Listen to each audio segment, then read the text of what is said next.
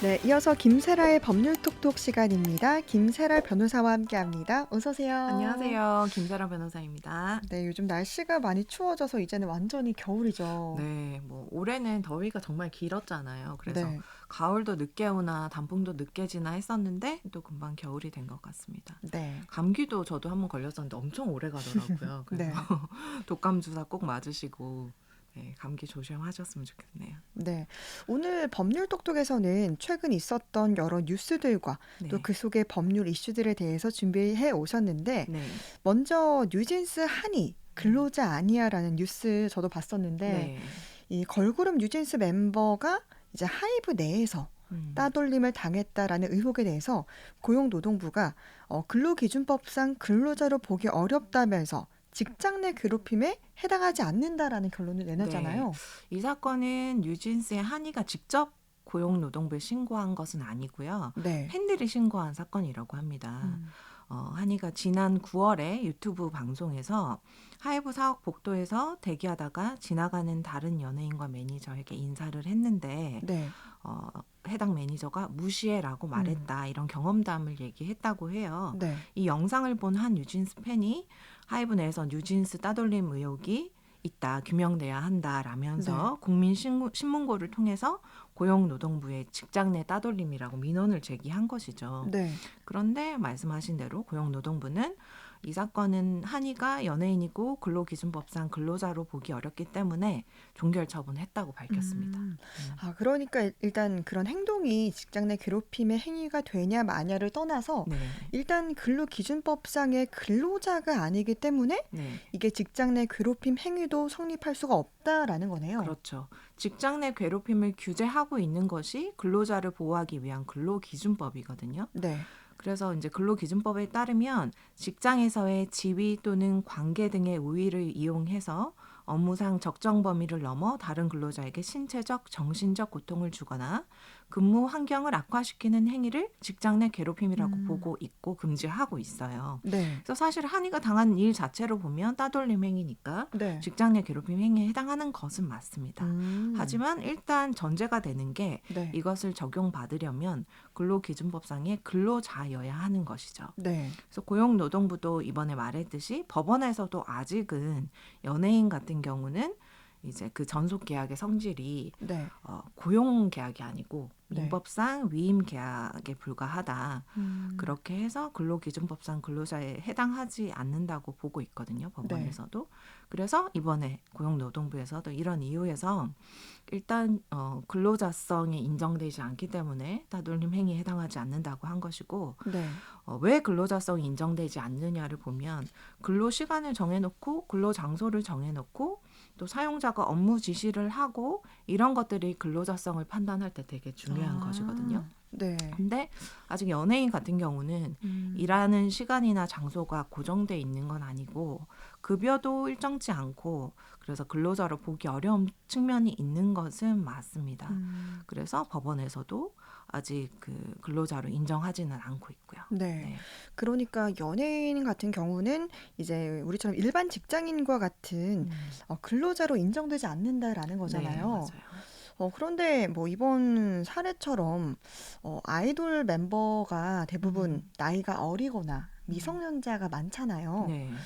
그럴 때 이제 근로 시간이나 또 활동비 이런 부분에서 또 보호가 문제가 될 수는 있을 것 네, 같네요. 그래서 이번 일로 또 그 부분이 부각이 되는 것 같은데, 네, 데뷔한 한이 같은 연예인도 물론 이제 나이가 어리고 그 네, 안에서도 부당한 일들이 있을 수 있지만 특히 문제가 되는 게 연습생 같은 경우거든요. 네, 그래서 연습생 같은 경우는 굉장히 어리잖아요. 네, 대부분 미성년자고. 맞습니다. 그런데 지금 기획사에서 연습생들에 대한 조사를 해보면 수면권, 청소년들의 수면권이 제대로 보장되지 않고 음, 있다는 것이 드러났다고 해요. 네, 그래서 조사를 해보니까 촬영 기간 중에 평균 4시간에서 6시간 잔다.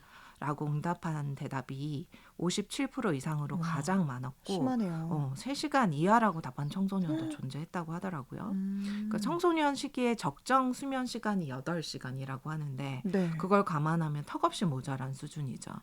그리고 촬영 현장에서의 사고 예방에 대한 그런 조치나 사전 교육도 미흡한 상황이라고 하고요. 네, 그 응답자들의 90%가 뭐 촬영 및 공연 현장에서 화재 발생 시 대피 요령이라든지 뭐 사전 예방 등의 교육 경험이 있냐고 물어보니까 없었다고 답을 했거든요. 네. 그래서 이런 부분이 사실 근로자성이 인정되면 굉장히 엄격한 규제와 보호를 받게 되는데 네.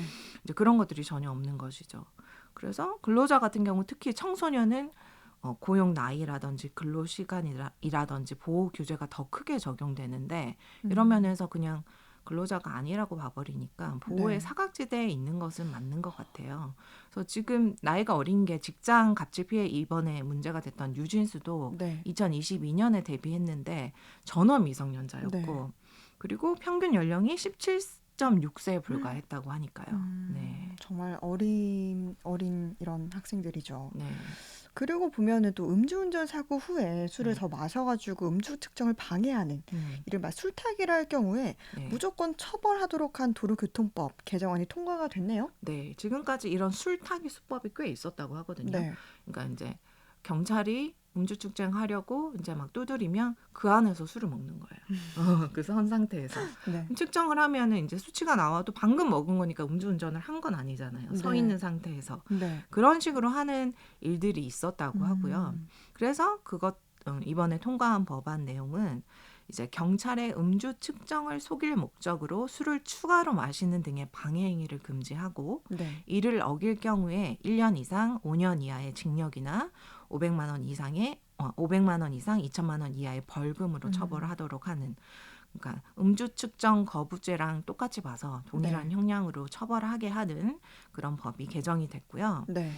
그리고 아울러 면허 취소, 운전면허 결격 제도 등에 있어서도 음주 측정 거부 행위자와 동일하게 면허 정지나 이런 처분이 되도록 되었습니다. 네. 네. 뭐 사실 이 법안이 발의된 계기가 트로트 네. 가수 김호중 씨 사건이었고 네. 그때 이제 한때 언론에서 김호중 방지법으로도 불리지도 않았습니까? 네, 한때 그렇게 기사가 많이 났었죠. 네. 왜냐하면 이 법안의 이제 어쨌든 개정에 계기가 된 건 맞거든요. 네. 김호중 씨 사건이 지난 5월 9일에 서울 강남구 압구정로에서 음주운전을 하다가 반대편 도로에 택시를 들이받은 후 달아났어요. 네. 그리고 이후 매니저에게 뭐 허위 자수를 시키고 또 자신은 잠적했다가 편의점에서 캔 맥주를 사 먹었다고 해요. 네. 그러니까 이른바 술타기 수법이죠. 이것으로 수사에 혼선을 준 혐의가 있었고 그래서 이 사건이 알려지면서 더 이런 수법에 대해 처벌 필요성이 커지는 계기가 된 것이죠. 네. 그래서 이번에 개정안이 통과되게 된 것입니다. 앞서 말씀하신 것처럼 이때 이제 언론에서 김호중 방지법이라고 음. 많이 사용을 해서 네. 이런 명칭 때문에 또 팬들이 반발하는 이슈도 있었잖아요. 네, 그래서 지금은 그 명칭이 없어졌더라고요. 그래서 네. 김호중 씨 팬클럽 특히 팬클럽 쪽에서 네. 이런 김호중 방지법 이런 명칭 사용이 연예인 개인의 명예와 인권을 훼손하는 부분이 있다라고 해서 정정보도 및 공식 사과 게시를 요구하는 일도 있었다고 하고요. 네. 그래서 지금은 어쨌든 그렇게는 불리는 기사는 없어진 것 같아요. 네. 그리고 또 어떻게 보면 또 새로운 좀 따끈따끈한 네. 놀라운 뉴스가 있죠. 얼마 전에 이제 모델 문가비 씨가 아들을 출산했는데 네. 그 생부가 배우 정우성 씨라고 하잖아요. 네. 근데 정우성 씨도 이를 인정하고 결혼은 하지 않을 거지만 아빠로서 부로서 책임은 다하겠다라고 했다고 하죠. 네, 저 개인적으로 정우성 씨의 팬이어서 네. 귀를 쫑긋 세우고 봤던 뉴스긴 한데요. 네.